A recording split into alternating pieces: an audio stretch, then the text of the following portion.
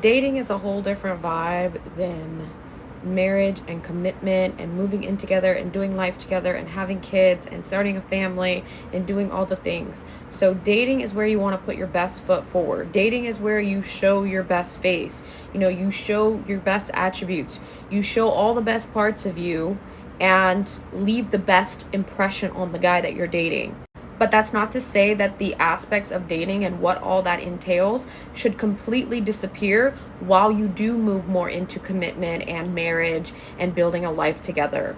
Like, for example, keeping the mystery alive, just like you were able to do so naturally and so organically while you were dating a man, because life was separated. Life was, you did your own thing, you still had your own job and money, and you were making things go for yourself, and you didn't have your lives completely merged together just quite yet. So things were naturally and organically mysterious to him.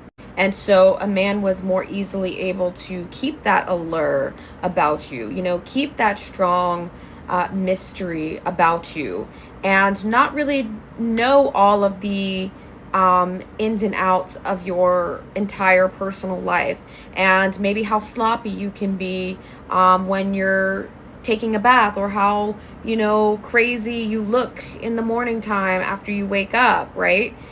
Because these are the things that you naturally, organically find out about each other and learn about one another as you move more into commitment, marriage, moving in together, and all of that fun stuff, right?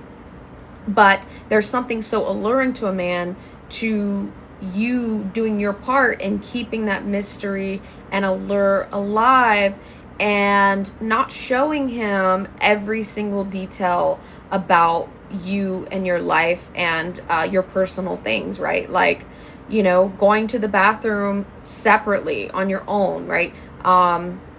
Taking your bath by yourself, keeping your space organized and clean for to show for him, right? You can still do all of these things and apply all of these skills in order to help keep that attraction very strong to him. Overall, not being so sloppy and getting too comfortable around him to where you start acting sloppy and kind of unfeminine, if that makes sense, just because of your level of comfort with him, right? You want to feel comfortable with your man, of course. No one's saying that you shouldn't be comfortable with him, but keeping that composure with a man in order for him to not know or see all of your personal details and your personal business, and just kind of being less sloppy in your everyday life and what you do allow him to see versus what you do not.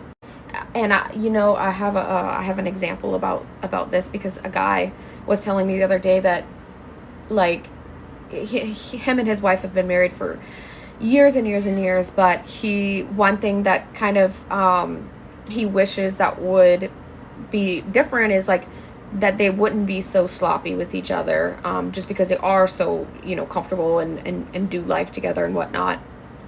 And that it's almost like there's certain areas of their marriage where it's like they're siblings, like what you do with one of your siblings as you're growing up is kind of reenacted in certain ways within your marriage.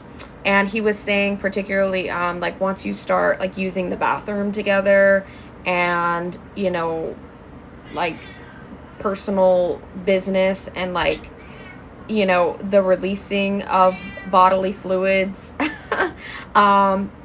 that it can just kind of be a little bit of a, like, just a turn off in general, right? A turn off that he wishes would never have, like, that line would have never been crossed. Like, you can understand, I'm sure, that like using the bathroom together and getting really comfortable with that, and then forgetting all of your table manners around your man as you grow to be very comfortable with him, can sometimes lead to losing that allure and losing that strong desire, without even realizing it. I mean, you just think about it, like compare that to, how you would behave in a formal dinner setting, right? You go out to a restaurant on a romantic date with your man, and obviously in that container, you're not going to be, burping in front of each other. You're not going to be like picking at each other's faces and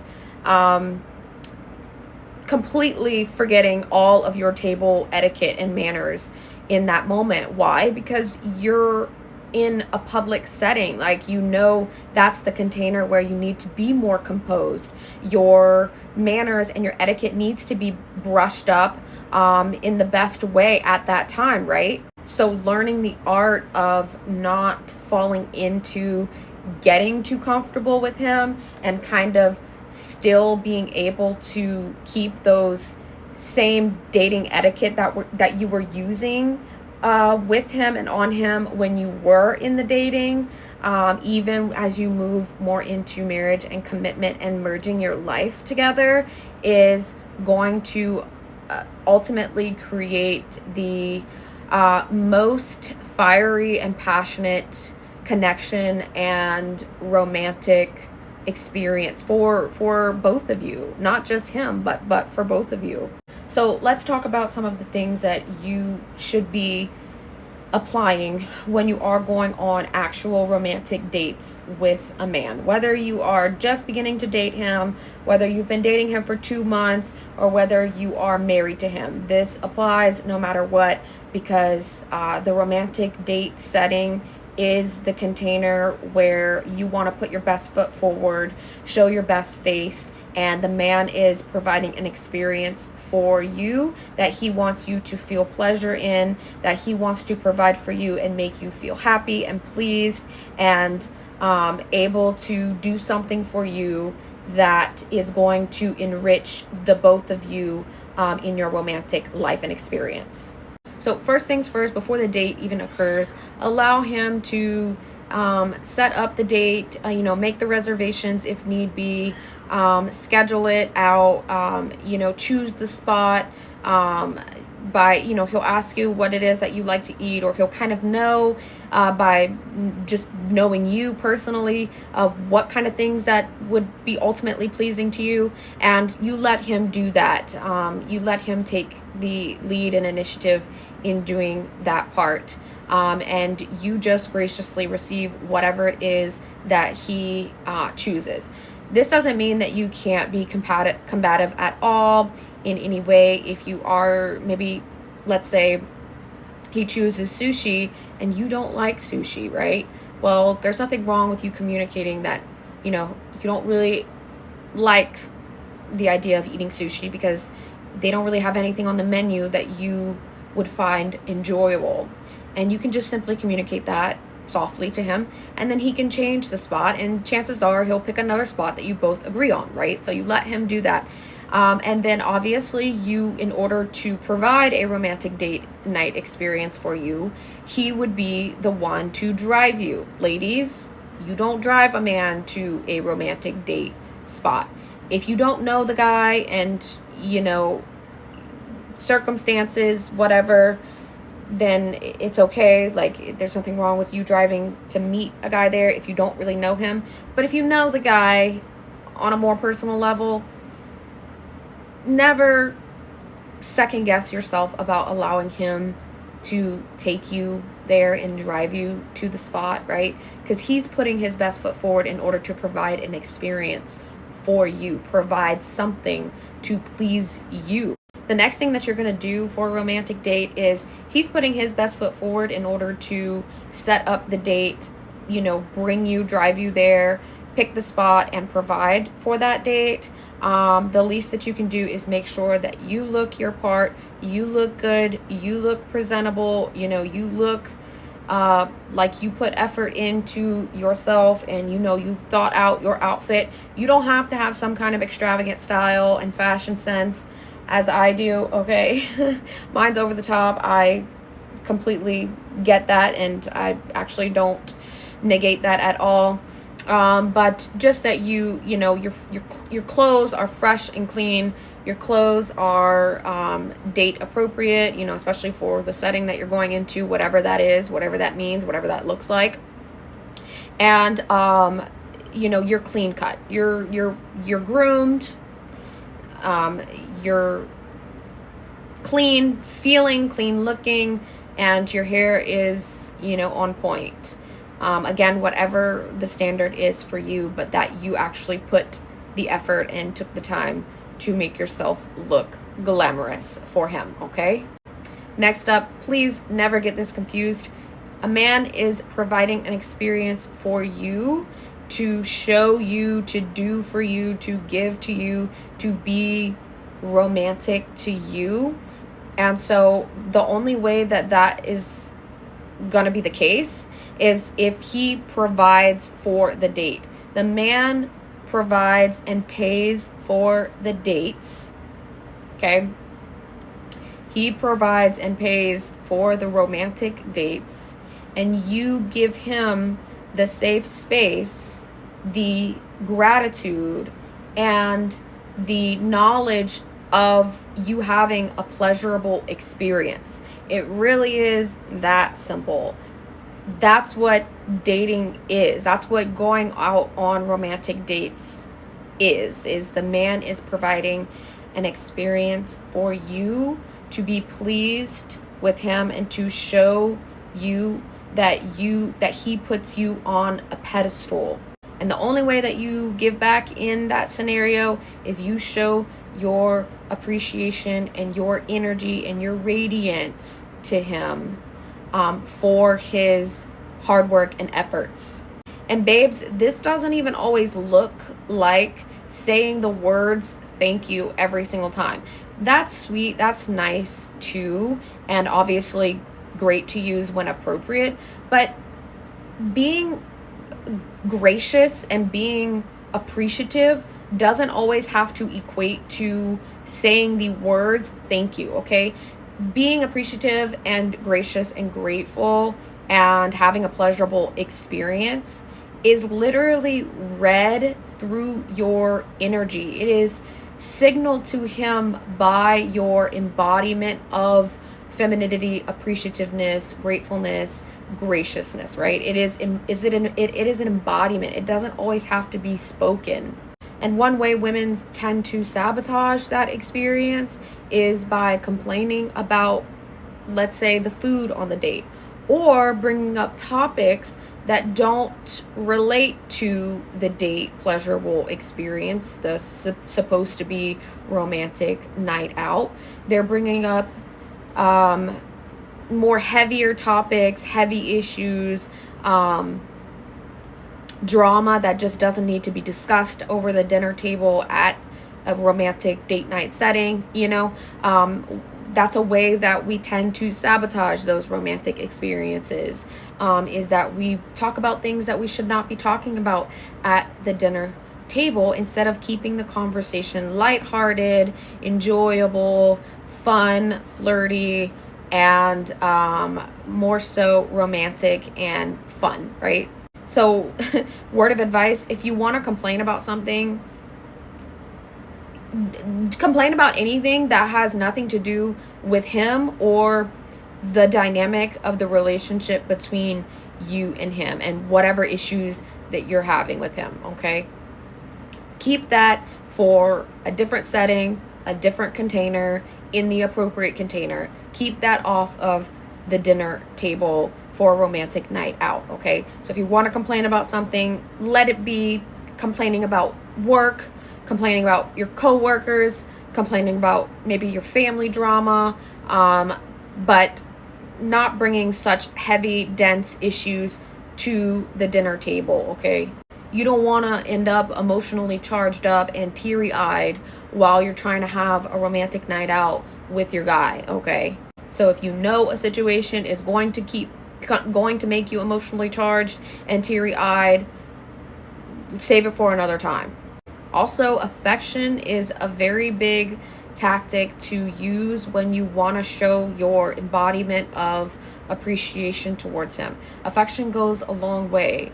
Men are always striving towards the validation and acceptance of a woman. They are always striving to impress a woman, and they love physical touch, right? Men love and adore the simple touch of a feminine woman's hand, whatever that means and looks like to you, right? So being affectionate towards him can go so far, and you will never have to say the words thank you. No matter how big the bill or how little the bill is, if you are just simply affectionate with him, you know, you hug him, you hold his hand, you grab his arm, like whatever it is, whatever ways that you can be affectionate towards him, obviously appropriately, in order to show, you know, your love and adoration towards him, that's going to go very far with a man. And then you kind of also train his brain system to him, like rewarding him, right? Like a reward system. Like you're training him that when he does these wonderful things and he sets up these lovely romantic experiences for you, that he gets the reward of your affection and your undivided attention and your listening, and your great conversation with him. And yes, ultimately that reward system that you're creating for him on a subconscious level is going to keep him doing those things over and over again for time and time again, in order to keep, you know, receiving that reward system from you. That's really like one of the most important things that a man needs, is to be rewarded for his hard work and strenuous efforts, no matter how big or how small. The last couple things to remember for when you're on a romantic date, when you're actually in the setting and in the experience of a romantic date night with your man, in order to create more love and abundance and more bondedness together, is not only being present in the moment and listening without reacting to him, right? Not being all trapped up in, you know, what happened yesterday or what he did 2 weeks ago to hurt your feelings, or what you have to do when you get home, right? That's all not being in the present moment. So not only those skills, but also something a little more mundane would be to allow him to order the food for you. Whatever meal that you will both be having, is to allow him to order food for you. Whatever it is that you want, you know, you can tell him, and he can tell the server and order it for you, right? And it's so funny because when I have said this on here in previous videos, like the crazy feminist and trolls of the internet, they just go wild over saying this, because somehow that's an attack on their own personal ability to speak for themselves and order their food on their own, which is just absolutely wild and crazy to even just jump that gun to that assumption. But it happens, okay? And I have heard it, I have seen it through the internet trolls on here so many times. But hear me out. So with this one, I say it's more mundane because sometimes, like, it's not like it's not a deal breaker if a guy doesn't order the food for you, okay? It really is not. But some men do need to be trained in this area, okay? If you're a lady, like a true lady, and you would love and prefer for a guy to order the food for you, some men, like, they just automatically know. Like, they're asking you what it is that you want to eat, and they're gonna relay the message to the server, so that way you don't even have to talk. Like, you are a queen, and you are sitting on your throne, and he is your servant to do and say everything for you, right? This does not mean that you cannot communicate and talk to the server at all for yourself, okay? But some men, they just automatically know, like, you're the queen, I'm the man, I'm going to order the food for you. Tell me what it is that you want, and I've got you. And I'm also going to throw in a few more bonuses in there, like a few more sides, a few more appetizers, right? Like, some men, they just automatically know that. And that just depends upon like how old you are dating, and how traditional the guy is, and like how much of a high value guy that he really is, and how even how skilled that he is in dating, right? Because I actually wouldn't even equate necessarily a high value guy to how skilled he is in dating, just because some hardworking, very provider, high value men who are very generous and great providers, sometimes they're not the most skilled in dating, in the dating department. Sometimes they've been out of the dating game for quite a while, and they're not all brushed up on their perfect skills of how to impress a lady or have the perfect table etiquette, right? So sometimes you just got to train men in this way, okay?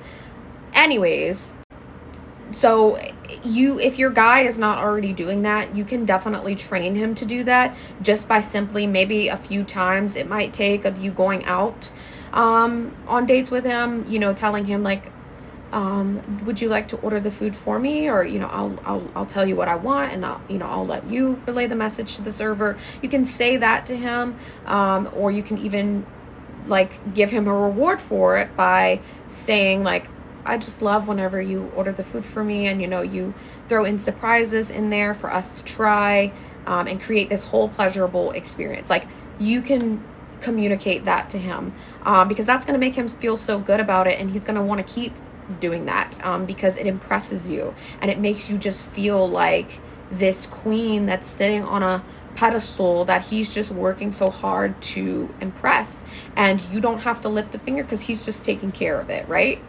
So ladies, for my ladies out there who have men who already do this, good for you. You don't even need to train a man. You understand probably already how amazing that is, and like how great it feels. And just like, even if you're a lady who you didn't even know prior, you didn't know beforehand that men were supposed to be doing that in order to prove themselves as gentlemen. Like, even if you had no idea about that before, and you kind of jump into a date with a guy who does end up doing that, so you're going into it more blindly, you would even be like so impressed to see a gentleman like doing that for you, without you ever even having to say anything, and you just follow his lead, right?